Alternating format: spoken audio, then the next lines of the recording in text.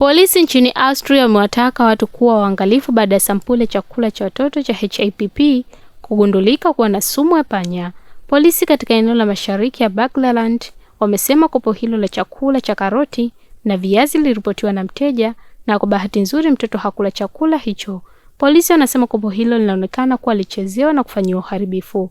Mamlaka zinaamini kuwa kuna kopo jingine lenye sumu bado liko sokoni na zimetoa maelekezo ya jinsi ya kutambua makopo yenye dosari. Hata hivyo, taarifa ya polisi imesema onyo hilo lilitoka kwa wachunguzi wa Ujerumani na makopo yaliyo na dosari pia yameshakamatwa katika Jamhuri ya Czech na Slovakia.